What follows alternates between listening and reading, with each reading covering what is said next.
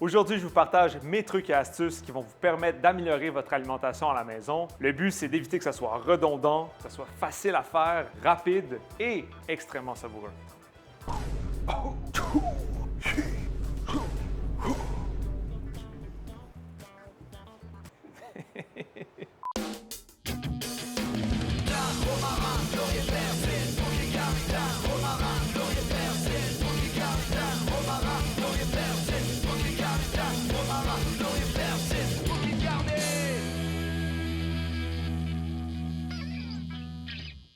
Je ne sais pas pour vous, mais quand je pense à alimentation saine à la maison, j'ai souvent pensé au concept de préparer des repas d'avance, les portionner, les garder dans le frigo, puis les réchauffer au fur et à mesure que la semaine avance. C'est un concept qui fonctionne très bien, mais malheureusement, rendu à la deuxième, la troisième, la quatrième journée, la saveur se dégrade et le plaisir commence à tranquillement prendre une marche vers l'extérieur.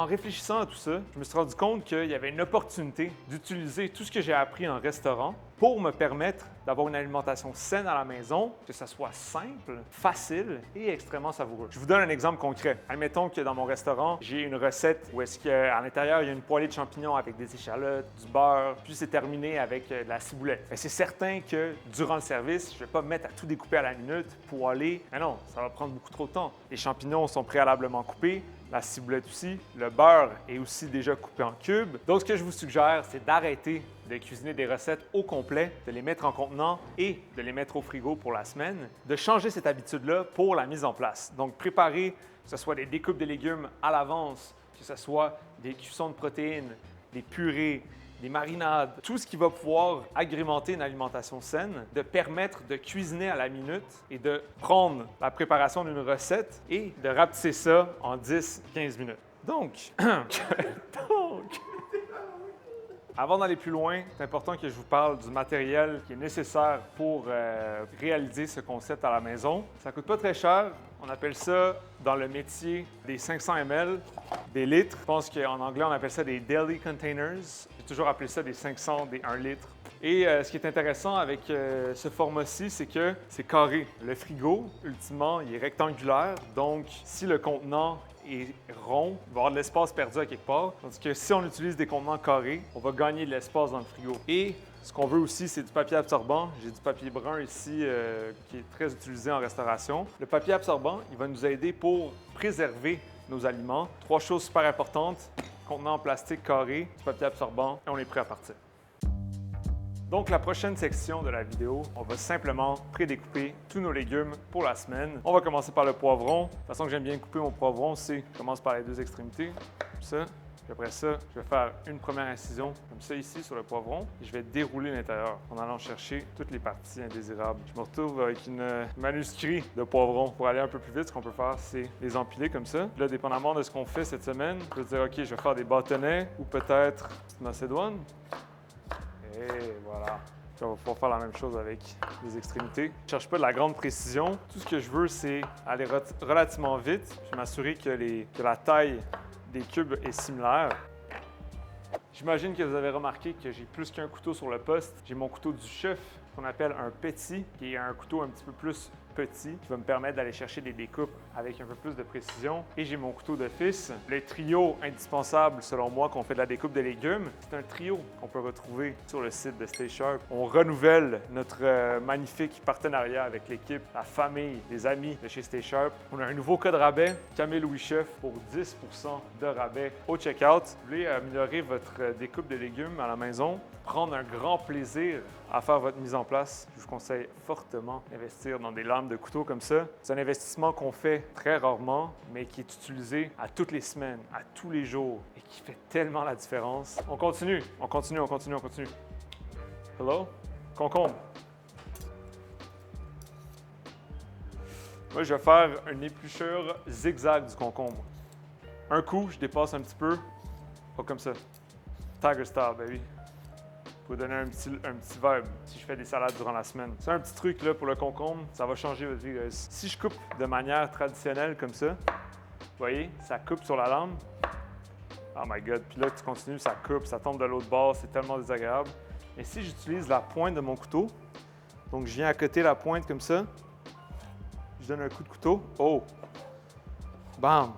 Il n'y a rien qui colle et ça tranche. Donc là, j'ai des beaux concombres qui sont prêts pour une salade n'importe quand. Oh!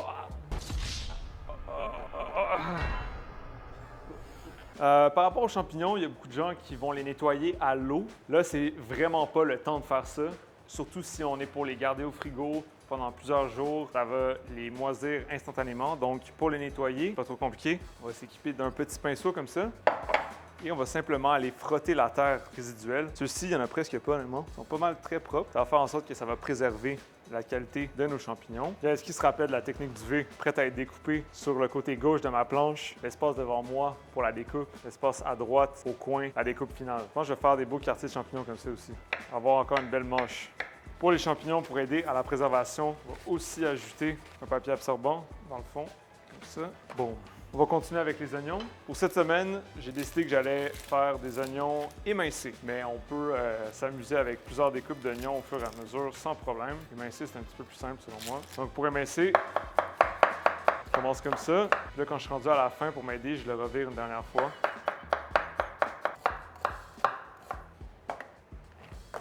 Voilà! Oignons, champignons, poivrons, trilogie extraordinaire.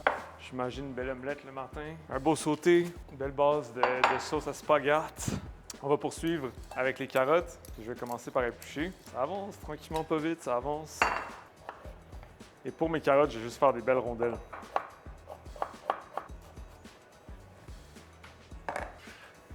Là, j'ai des légumes ici que j'ai choisis. Évidemment, choisissez les légumes que vous voulez cuisiner. C'est pas obligatoire que ce soit ça. Vous pouvez vous amuser avec les saisons. Là, c'est l'hiver ici au Québec, donc c'est des produits de serre et d'épicerie. Dernière étape pour les légumes, je vais émincer ma laitue romaine.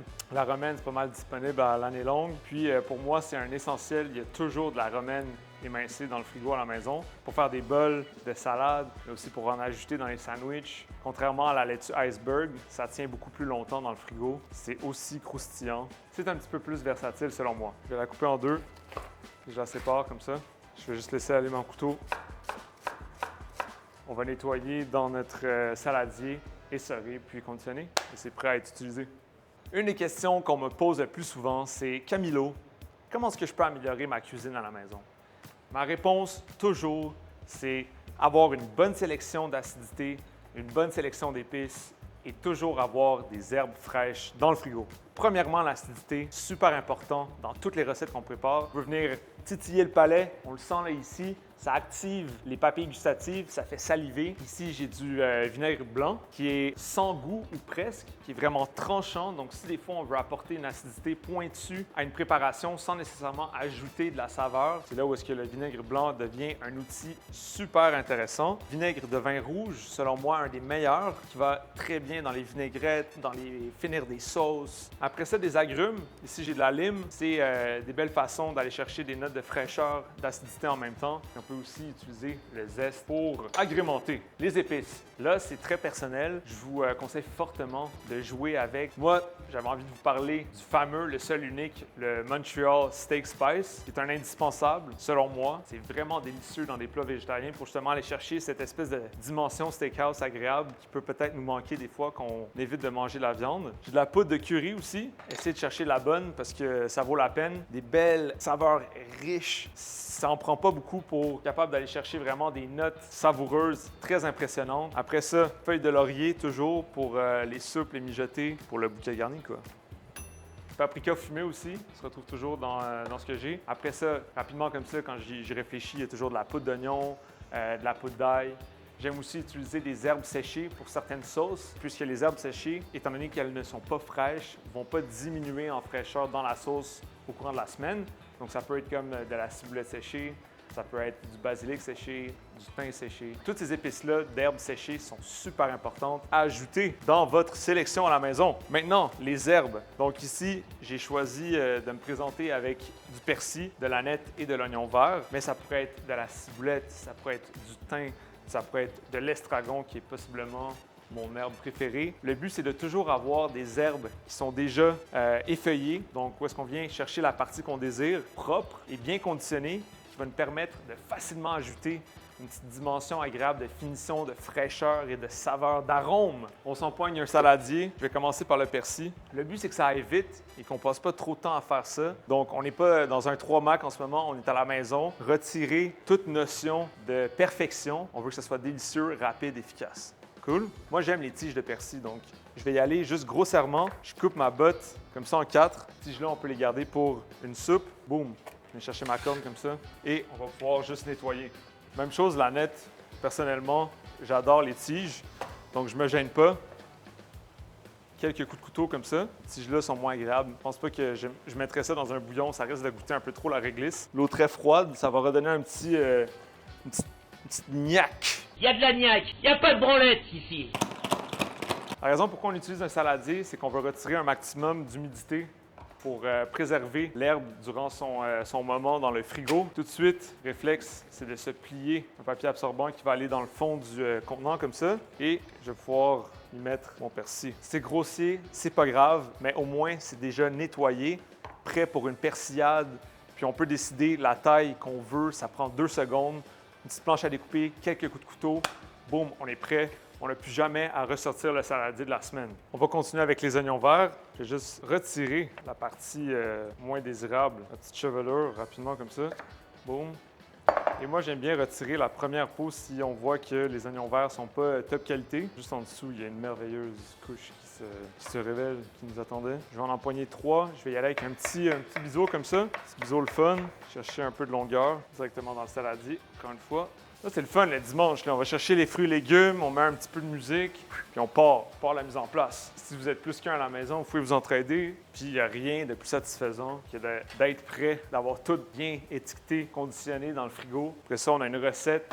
All right, tu sais quoi que je veux manger ce soir? Un sauté taille. Ah, j'ai déjà mon brocoli taillé, j'ai déjà de la carotte ici, j'ai déjà du tofu en cube, j'ai déjà des herbes fraîches. Boum, boum, boum. 3 secondes plus tard, une poêle sur le rond. On a quelque chose de frais, fraîchement frais, direct devant nous. Ce qui est bien aussi avec le concept de rincer l'oignon vert, c'est qu'on enlève une partie du jus de l'oignon vert qui peut être un peu agressif en bouche. C'est ça aussi qui peut emprisonner des odeurs à l'intérieur du contenant, des odeurs un peu moins agréables. Donc en rinçant comme ça, on évite d'avoir ces odeurs-là, tout en préservant le croquant de l'oignon vert. Hein. Il n'y a pas de branlette ici. Petit papier brun et je vais déposer les oignons verts. La mise en place d'herbe est faite. On va pouvoir aussi s'attaquer à notre acidité. Donc je vais déjà couper des quartiers de lime pour la semaine. Donc, je retire les 2 extrémités, un minimum. Après ça, on va les couper en 4. Si vous sentez un peu fancy, vous pouvez chercher la petite partie blanche de la lime comme ça. Et même chose, on conditionne les quartiers de lime. Avant d'aller plus loin, c'est pas obligatoire. Vous êtes à la maison, faites comme vous voulez. Mais j'aime toujours déposer une étiquette sur mon contenant pour être sûr de savoir la fraîcheur. Et c'est facile à retrouver. Vous pouvez l'écrire comme vous voulez. Là. Moi, je vais écrire OV, oignon vert. Facile. On est le 10 du 1. J'empoigne ma super paire de ciseaux de carottes. Voilà, on va pouvoir mettre ça au frigo. On est prêt à utiliser nos herbes, notre lime, n'importe quand, qu'on veut. Prochaine mise en place, c'est une préparation que j'ai très peu vue dans le monde du fitness, de l'alimentation saine, et c'est les purées. Je ne sais pas pourquoi on les a oubliées, les purées, mais quand on pense aux grands restaurants de ce monde, il y a beaucoup de chances qu'il y ait une purée qui se retrouve dans beaucoup d'assiettes sur le menu. Les purées, c'est comme un petit cheat code. C'est nappant, ça donne vraiment comme un sentiment de gourmandise en bouche. On n'a pas besoin de mettre beaucoup de corps gras pour que ça soit délicieux. Aujourd'hui, je vous propose 2 purées qui sont assez faciles à faire, mais vous pouvez faire des purées avec tellement de légumes différents. Il faut juste contrôler le niveau d'humidité pour être sûr d'avoir quelque chose qui a une belle texture et qui, ultimement, va apporter beaucoup de gourmandise et d'humidité, qui est souvent un peu la chose qui manque dans les repas pré-préparés. Pour les purées, on va en faire une qui est faite à base d'oignons caramélisés et l'autre qui est faite à base de carottes. Pour ces purées-là, on va faire très peu de corps gras, très peu d'assaisonnement. On veut quelque chose de relativement assez nature parce que ça va nous permettre de soit, mettons, je vous donne un exemple. J'ai de la purée de carottes. Là, ce midi, j'ai envie de manger un beau potage. Ah ben, tu sais quoi, je vais rajouter du bouillon de légumes à ma purée de carottes et boum, j'ai un super beau potage. J'ai envie de faire une belle vinaigrette à la carotte. Alright, j'ajoute un petit peu d'huile, j'ajoute une acidité, peut-être une épice, un peu d'herbe fraîche. Boum, j'ai une belle vinaigrette à la carotte. Les purées de légumes, c'est vraiment une façon d'aller chercher un grand sentiment de gourmandise sans nécessairement ajouter énormément de corps gras à vos préparations. Pour la purée de carottes, j'ai déjà ma mise en place. Ça va être tout simple que ça. Je prends mes carottes, boum. Conseil, guys, les étiquettes, on les enlève toujours avant de les mettre à la machine, sinon ça colle. Et je vais ajouter aussi quelques oignons. Vous voyez, hein, le concept de la mise en place, pas d'affaire de suage, pas d'affaire de une étape à la fois, juste tout dans le chaudron, mettre du sel, un mini filet d'huile d'olive. Et je vais ajouter un fond d'eau, je vais couvrir. On va partir la cuisson sur un feu qui est vif. On ne veut pas que ça prenne trop de temps. On va aller chercher les buissons rapidement. On veut que ça cuise rapidement, que ça soit ultra lisse une fois venu le temps de mixer au mixeur. Purée d'oignons caramélisés, même concept. J'ai une belle poitrine de poulet qui est semeurée, qui a été grillée avec du riz, puis je vais ajouter quelque chose d'agréable, de gourmand, purée d'oignons caramélisés. Vous pensez qu'on a besoin d'arroser au beurre, de mettre de la crème, de rendre ça ultra riche quand on peut juste ajouter un légume cuit mis en purée? Ça, c'est cheat code, GTA. OK, j'ai ajouté un petit fond d'huile d'olive dans mon chaudron. Je vais ajouter mes oignons, puis on va ajouter une pincée de sel aussi. Ça va juste aider à faire dégorger l'oignon, puis activer la cuisson un peu plus rapidement. Pendant que mes purées sont en cuisson, on va parler des marinades. Les marinades, c'est une des autres dimensions super importantes parce que c'est très bon en calories, mais ça ajoute énormément de saveur, beaucoup d'acidité. Ça vient titiller le palais, ça vient aider à trancher dans les saveurs qui sont un petit peu plus rustiques, on va les appeler comme ça. Pendant que je vous parle de ça, j'entends chanter et je peux sentir aussi que mes oignons caramélisés commencent à se passer à fond. Je vais baisser le feu un peu. Là, ça a accroché dans le fond de la poêle, OK? Ça ressemble à ça. Pour être capable de pousser la coloration encore plus loin, je vais juste déglacer avec un peu d'eau. Bon, on pourra aller décoller les sucres dans le fond du chaudron. L'eau va s'évaporer une fois de plus et ça va continuer à caraméliser. Donc, on va pouvoir déglacer au fur et à mesure plusieurs fois pour aller chercher un maximum de coloration et obtenir cette belle saveur d'oignon caramélisé qu'on aime. Pour les marinades, vous pouvez les faire vous-même. Je ne sais pas si vous vous rappelez des jalapeno bread and butter qu'on connaît bien de l'épisode Smash Burger. J'ai aussi des petits cornichons classiques absolument délicieux. Des cornichons à la nette aussi qui sont super. Une de mes marinades préférées de tous les temps, c'est les betteraves marinées. Donc, c'est ce qu'on va faire aujourd'hui ensemble. Je vais ajouter mes liquides dans un chaudron avec sel et sucre. Cette recette-là va être dans la description. Je vais ajouter mon vinaigre blanc. Ça, il faut acheter ça au supermarché. Ça s'appelle les épices à marinade. C'est un mélange de moutarde, coriandre, laurier, baie de Genève, puis de poivre. Magnifique profil aromatique. Et on va pouvoir mettre ça à chauffer. On va obtenir une ébullition comme dans toutes les marinades. Si on se rappelle bien, on va juste fouetter de temps en temps. Les oignons caramélisés, ça chante. On va pouvoir découper des betteraves ici que j'ai déjà préalablement cuit au four et épluché. Je ne vais pas trop vous saisir avec trop d'étapes aujourd'hui. Et je dois mentionner aussi que si vous ne voulez pas faire les marinades vous-même, on peut encore une fois les acheter au supermarché sans problème. Ce genre de truc qui est très bon aussi, directement sorti du supermarché, mais c'est sûr qu'il n'y a rien de mieux que de les faire soi-même. Et pour la betterave, je veux des gros morceaux. Coupe aussi sur un cabaret pour éviter de tacher ma belle planche à découper. Ça, c'est un petit truc si jamais. Et la même chose pour les purées. On n'est pas obligé de tout faire ce qu'on est en train de faire aujourd'hui le même jour. Les purées, on peut faire ça une fois dans le mois. Faire des grosses quantités, les portionner dans des contenants, puis les congeler et juste les sortir de temps en temps pour agrémenter ces repas. Il y a vraiment les purées, c'est possiblement la chose la plus congelée dans les restaurants au monde. Donc, n'ayez pas peur. Donc, la marinade a bouilli. J'ai ma purée qui s'en vient très bien ici. Je commence à être bien cuit. Je vais juste filtrer la marinade pour éviter d'avoir des épices à l'intérieur. C'est juste désagréable. Il y en a certaines qui sont un peu indigestes, donc je vais filtrer la marinade directement sur les betteraves. Je commence à avoir quelque chose de vraiment beau ici avec les oignons caramélisés. Il n'y a vraiment presque pas de corps gras à l'intérieur. C'est juste le fait de déglacer de temps en temps. Ça nous a permis d'atteindre cette belle caramélisation-là. Pour les betteraves, on va pouvoir mettre ça au frigo, conditionner une fois que c'est prêt. Après ça, on a un beau catalogue de marinades pour ajouter du croquant et de l'acidité à nos recettes au courant de la semaine. Au courant du mois même, puisque clairement, on va pas tout manger ça dans une semaine. Ça dépend pour qui, là. Il y en a qui... Alright, les oignons sont prêts. Je vais couper le feu. J'ai mes marinades, mes purées sont cuites. On va pouvoir les mixer, les conditionner et on a de la bombe de saveur disponible à bout de doigts. Pour ce qui est des protéines, la mise en place est très minimale. Puisque je préfère vraiment cuire au fur et à mesure au cours de la semaine, c'est possiblement l'étape qui est un peu difficile de faire d'avance, à part si on veut, par exemple, utiliser du bœuf haché. Là, ici, étant donné qu'à la maison, on mange un petit peu plus végétarien, j'ai du steak haché qui est vegan, j'ai aussi du tofu. Donc, on peut se faire des petits sautés de tofu, de viande hachée, que ce soit la vraie ou de la fausse. d'avance pour, au fur et à mesure, ajouter à certaines préparations. Il y a des trucs comme le poulet, personnellement, réchauffer du poulet, c'est pas idéal. La même chose pour les œufs, je pense qu'on est tous d'accord que les œufs, c'est pas mal bon quand c'est cuit à la minute, à part si on veut faire une salade d'œufs puis qu'on veut des œufs cuits, donc on pourrait clairement les cuire d'avance. Là aussi qu'on parle un peu de légumineuses, fèves, des lentilles, c'est bourré de protéines aussi, donc à ne pas sous-estimer.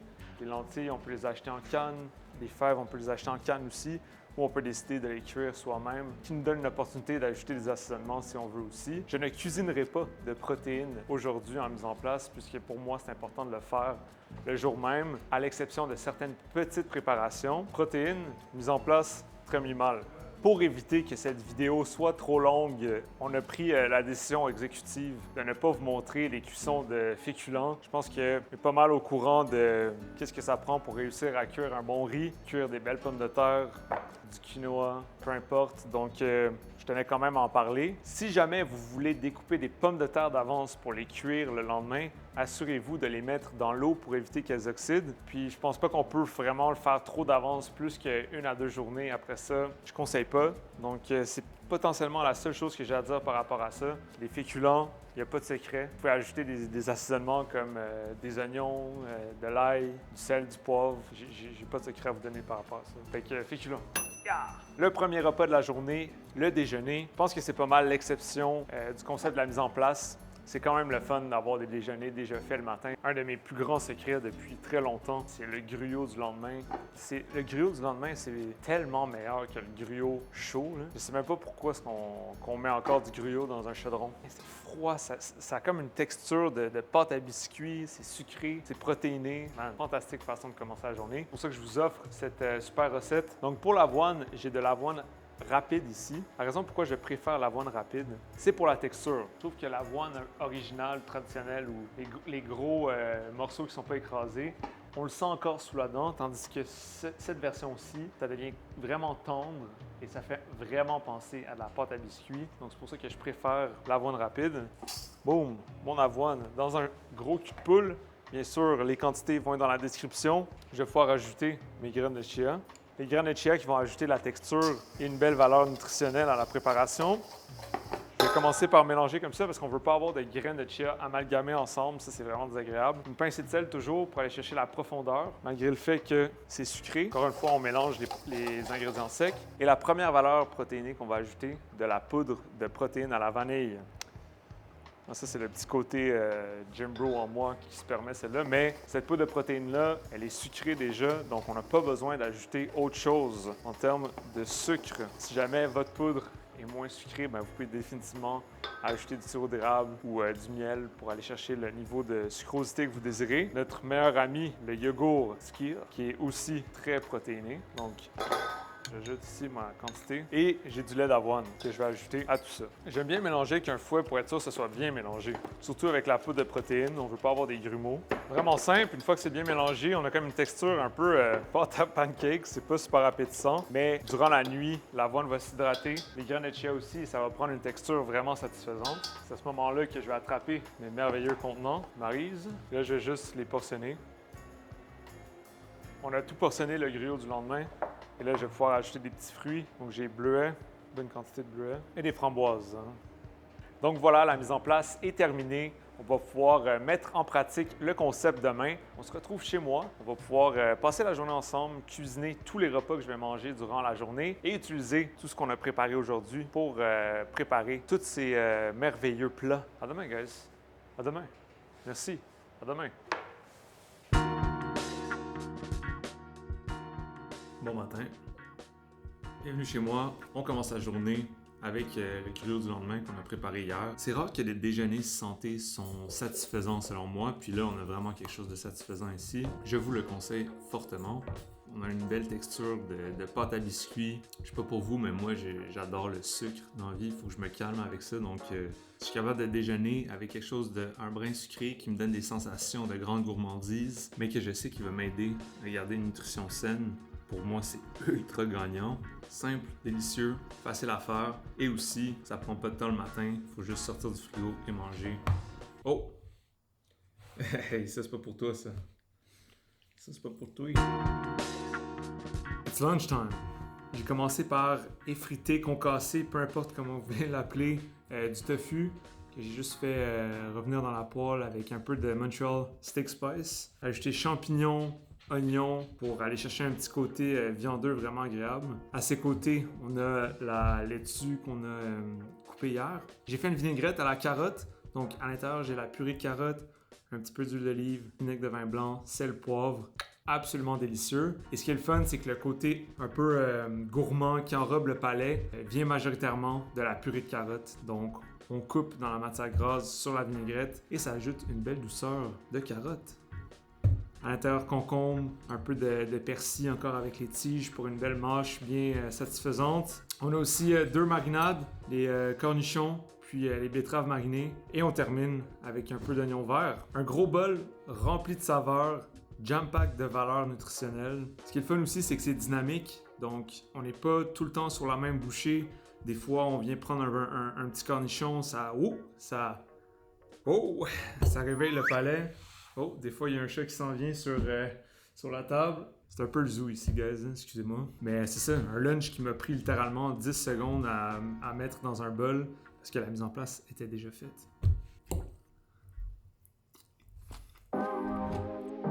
Bon! Non, c'est pas pour toi. Ça va-tu focuser? Pour le souper ce soir, on a une pomme de terre qui a été cuite au four. Par-dessus, j'ai recouvert de viande hachée vegan, puisqu'on essaie de moins manger de viande à la maison. J'ai assaisonné avec les oignons qu'on avait déjà coupés. On a aussi les poivrons qu'on avait coupés en cubes. J'ai juste mis sel, poivre. C'est un assaisonnement net et adéquat, puisqu'il y a encore plus de saveurs qui se rajoutent par-dessus avec la sauce, la jalapeno ranch, faite à partir de yogourt skyr, de nos jalapenos qu'on a marinés et que j'ai hachés, un peu de poudre d'ail. Je pense que c'est un hack, celle-là, guys. Admettons, le lunch, ça filait plus santé parce qu'effectivement, c'est une salade. Mais là, ça file comme si c'était pas supposé être nutritionnel et balancé. Mais quand on y pense, tout est là. Puis, pour rendre ça encore plus sexy, un petit oignon vert qu'on a déjà taillé en début de semaine. J'ai même pas sorti de couteau. J'ai même pas sorti de planche à découper. C'est juste une poêle puis un four. Le but aujourd'hui, c'était de vous partager une méthode, mais surtout de vous inspirer. Je vous invite vraiment à vous approprier cette méthode-là, à la rendre un petit peu plus accessible à vos outils et à vos besoins. Mais la base est là, et c'est cette base-là qui compte. Ça permet de faire des repas délicieux, rapides et balancés. Merci d'avoir regardé la vidéo jusqu'à la fin, et on se dit à la prochaine. Alright. Saute partout. Le duo dérangeur. Salut, c'est Dumb and Dumber.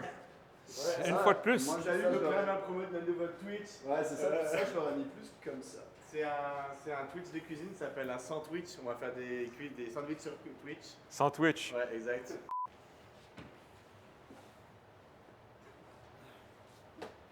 Rodriguez.